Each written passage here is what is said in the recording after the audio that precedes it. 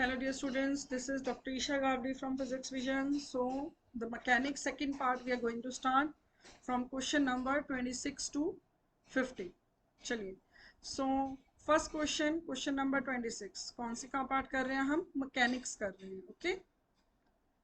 And for repulsive inverse pair forces, repulsive में आप एक ही चीज याद रखो, अल्फा, रदरफोर्ड वाली अल्फा स्कैटरिंग, तो वो रिपल्सिव ही होती है ना, पॉजिटिव पॉजिटिव को जाके हिट करता है, तो दैट मीन्स वो कौन सा होता है? हाइपरबोला होता है, उसमें सेंट्रिसिटी ग्रेटर देन 1 होती है। अब रिपल्सिव बताया है तो अट्रैक्टिव भी बता देते हैं। अट्रैक्टिव में जब हम पूरा आर्टिकल सॉल्व करते हैं, तो जब हम अट्रैक्टिव के लिए सारी डिस्कशन होती है वो 1/r² लेके सारा सॉल्व किया जाता है। फिर उसमें हम बोलते हैं कि इसमें शेप ऑफ ऑर्बिट कोई भी हो सकती है, शेप ऑफ ऑर्बिट एलिप्स भी हो सकती है, ठीक है, पैराबोला भी हो सकती है। तो उसके अंदर जो होता है, उसके अंदर सारी की सारी शेप्स लिखी होती हैं, एलिप्स, पैराबोला, हाइपरबोला, तो इसमें सारी की सारी शेप्स ही इन्वॉल्व हो जाती हैं। मैंने ये 2 जगह बुक से क्रॉस चेक करा है, तब मैंने ये कंफर्म करा है कि yes, for attractive all the type of shapes will be there. तो ये चीज आप सारे भी फिर भी कंफर्म कर लीजिएगा, but I am sure it will be all of them. Next question, in the case of elliptical orbit energy is proportional to, energy का फॉर्मूला होता है -k/2a, 1/a प्रोपोर्शनैलिटी होती है उसमें, so it's be option. And the next question, so in question number 28, the orbit is symmetric about the direction of periaphysis of the scattering angle is given by, ये जो इस type के angle है ना, ये रदरफोर्ड स्कैटरिंग में ही ऐसा दिखाया जाता है। रदरफोर्ड स्कैटरिंग में एक डायग्राम बनता है इसका इम्पैक्ट पैरामीटर का, आपको डायग्राम दिखाते हैं। ये रहा वो डायग्राम। इस डायग्राम में आप अगर ध्यान से देखें तो I show it with red colour, ये देखो, ये फाई और ये साई दिख रहे हैं, तीनों एक कंबाइन लाइन बना रहे हैं, मतलब 5 + 2 साई इक्वल टू 180 डिग्री। कई बार ये फाई ना दिखा के कई बार इसको ऐसे लिख देते हैं, तो आपको जो भी एंगल निकालना है, से ये वाला निकालना है, तो ये क्या होगा 180 - 2 साइन। सो इसी बेसिस पे हमारा ये वाला आंसर आ जाएगा। सो दैट मीन्स क्वेश्चन कहाँ गया, yes, so it will be pi -2 sine, okay, अभी बताया ना आपको, इक्वल्स टू 180 डिग्री, ऐसे याद रखिए, थोड़ा इजी रह जाएगा। Question number 29, An astronaut moves in a super spaceship travel at the speed of, ये क्वेश्चन रिपीट हो गया है, इसका आंसर फोटोन है। Next question, the difference vector x mean, ये 2 क्वेश्चन बन जाते हैं इसमें से कि अगर ये r1 r2 का मॉड c से बड़ा है तो इसे हम स्पेस लाइक इवेंट बोलते हैं, कि स्पेस वाला कोऑर्डिनेट ज्यादा हो गया, और अगर ये इस तरह से होता है, 2 वर्ड पॉइंट्स पूछे हैं, मतलब स्पेस लाइक पूछे ना, और अगर ये टी वाली टर्म ज्यादा हो जाए तो ये इवेंट जो है टाइम लाइक हो जाता है, ठीक है। Next question number 31, the forces which are always directed away और towards a fix center and magnitude is function of only distance, तो जो मैग्नीट्यूड सिर्फ डिस्टेंस का फंक्शन सेंट्रल फोर्सेस में ही होता है, so this is a central force. And next, the motion in which 2 bodies never exceed a limit, मतलब उनको fix कर दिया कि 2 के बीच में ही रहना है, जैसे कि सर्कल में 2 के बीच में फिक्स रहता है, एलिप्स के बीच में 2 के बीच में फिक्स रहता है, लेकिन जो हाइपरबोला हैं या जो पैराबोलाज हैं वो थोड़ी फिक्स रहते हैं, वो तो अपनी जगह से मूव करते रहते हैं, राइट। तो वो ये जो हैं, ये एग्जांपल्स हैं अनबाउंडेड मोशन की। तो जब 2 पोजीशंस फिक्स हो जाती हैं तो ये बन जाते हैं बाउंडेड मोशन, लिमिट लग गई तो बाउंड हो गए। The value of centricity for an elliptical orbit, elliptical orbit की सेंट्रिसिटी पूछी हुई है, आप सबने मैथ्स में सभी की सेंट्रिसिटी पढ़ी हुई है। तो जो इलिप्स होता है उसकी जो एसेंट्रिसिटी होती है वो कहाँ से कहाँ तक होती है, इलिप्स के लिए 1 होती है, हाइपरबोला के लिए ग्रेटर देन 1 होती है,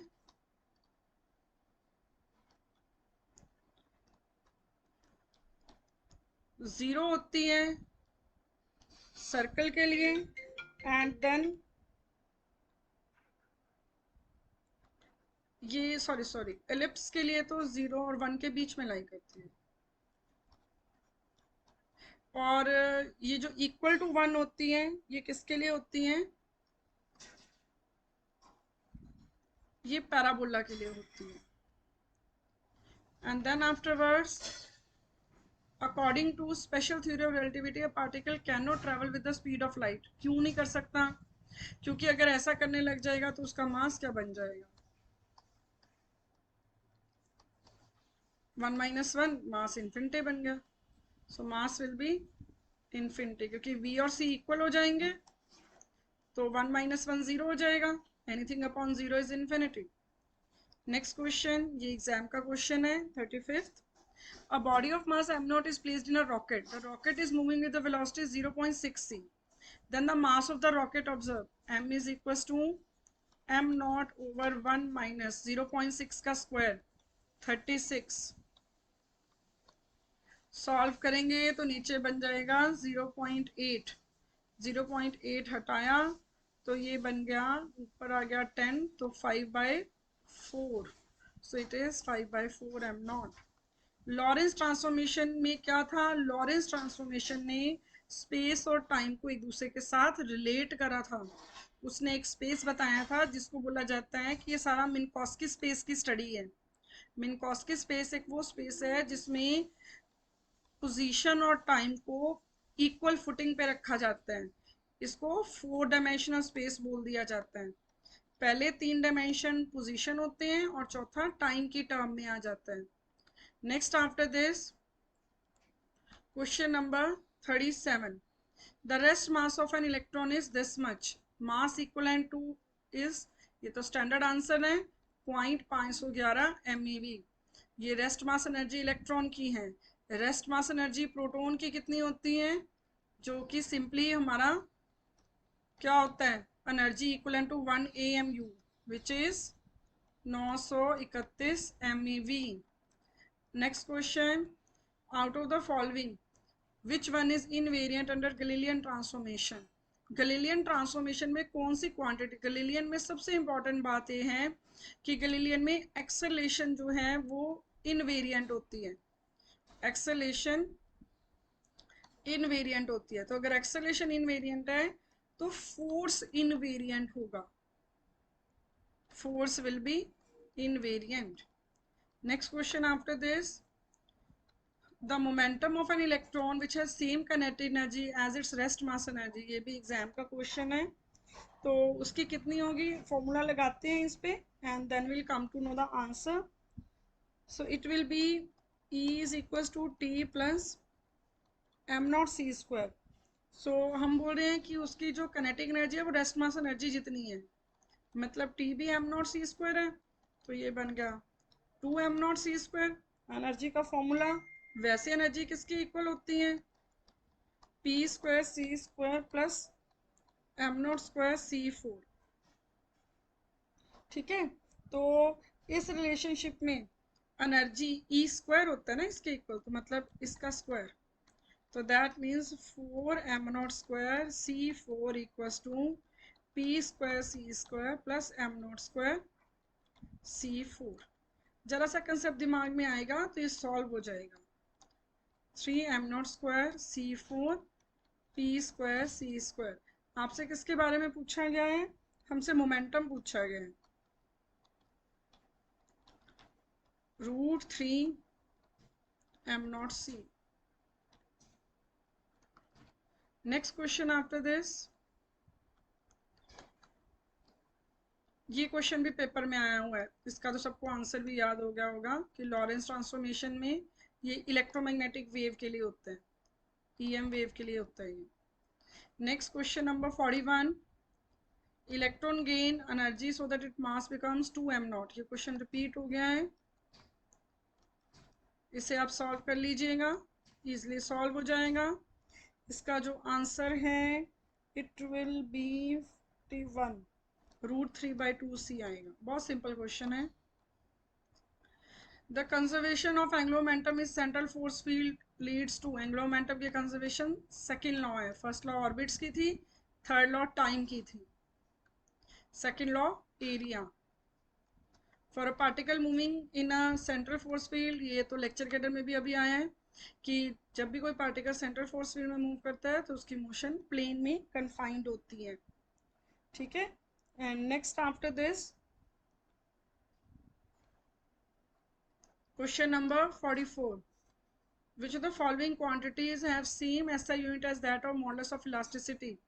Elasticity force upon area, ऊपर यही होती है, स्ट्रेस होती है, नीचे स्ट्रेन होती है जो डेल्टा एल अपॉन एल होती है. तो मतलब फोर्स अपॉन एरिया, फोर्स होता है M L T minus two, area होता है L two, that is M L minus one T minus two. Units की टर्म में बताना है, यूनिट में तो डायमेंशन की टर्म में देख रही हूँ, आप यूनिट की टर्म में देख लीजिए कहीं आप कंफ्यूज ना हो जाए. तो यूनिट फोर्स है न्यूटन, और एक्चुअली इससे याद रखना इसलिए इजी है क्योंकि mass KG metre minus one second minus two. अब यहाँ पे अब आप चेक करेंगे तो चेक करते वक्त आपको ये देखना पड़ेगा कि किसकी इससे मैच हो रही है. एनर्जी पर यूनिट वॉल्यूम देखिए, एनर्जी होती है force into force into displacement is work done, वही एनर्जी होती है upon volume L cube, M L minus one T minus two. देखो मैच कर गए हैं, तो डायमेंशन से चेक करना ज़्यादा आसान है. Which of the following is use to measure pressure, pressure measure करने के लिए बैरोमीटर, ओडोमीटर स्पीड के लिए. 46. Which of the following quantity has same SI unit as that of pressure, pressure होता है फोर्स अपॉन एरिया, अभी निकाल लिए हमने M L minus one T minus two, अभी सॉल्व करें. तो अगर हम इधर जाएं तो इधर क्या बनेगा, इधर आप जब चेक करेंगे तो इसके अंदर ये डी ऑप्शन देखिए, mass M, velocity L T minus one, metre पर सेकेंड हो गया ना, अपॉन वॉल्यूम, वॉल्यूम होता है एल क्यू. तो देखो सेम बन रहा है. आप यूनिट की टर्म में करना चाहिए, यूनिट की टर्म में कर लीजिए, मास केजी, वेलोसिटी मीटर पर सेकेंड वन, और नीचे वॉल्यूम मीटर क्यू. तो आ गया KG metre minus one second minus one. तो प्रेशर भी तो यही होता है, ये देखो KG metre minus one second minus velocity square था ना, बराबर, अब इक्वल हो गया. ठीक है. सो दैट मीन्स कि आप इसे चेकिंग कर सकते हैं easy. Next question, surface energy is, surface energy surface tension का फिनोमिना कि जो सरफेस के ऊपर ऊपर वाले मॉलिक्यूल्स होते हैं उनकी एनर्जी को बोला जाता है. The extra energy and the surface relative to inside. Next question number 48, 2017 का क्वेश्चन है ये. इसका रेस्ट मास इतना है और जो टोटल एनर्जी है वो प्रोटॉन की रेस्ट मास एनर्जी के इक्वल है. सो एम का फॉर्मूला होता है M naught over one minus V square by C square. Rest mass energy निकालनी है, ये रही, ये कितनी है 938, ये खुद कितनी है 494. इसे सॉल्व कर लेंगे, आप सॉल्व किया हुआ है 2017 के यूट्यूब वीडियो में. तो इसका आंसर जो आ जाएगा it will come out to be 0.85. Next, ये भी पेपर का क्वेश्चन है. Current of 1 ampere flowing through an inductor, तो एनर्जी पूछी है, एनर्जी का formula half L I square. वैसे तो ईएम का क्वेश्चन है ये, यहाँ डल गया by mistake. So it becomes 1 joule. Next question, select the correct option for B bulk models. Bulk model सबसे ज़्यादा सॉलिड्स का होता है, फिर लिक्विड का, फिर गैसेस का. Okay, so this completes the mechanics. अब हम नेक्स्ट वीडियो में मिलेंगे और उसके अंदर हम डिस्कस करेंगे waves and vibrations, waves, vibrations and oscillations, oscillations, wave and vibrations. ठीक है, तो ये हमारी next video. Thank you, keep learning, do subscribe the channel.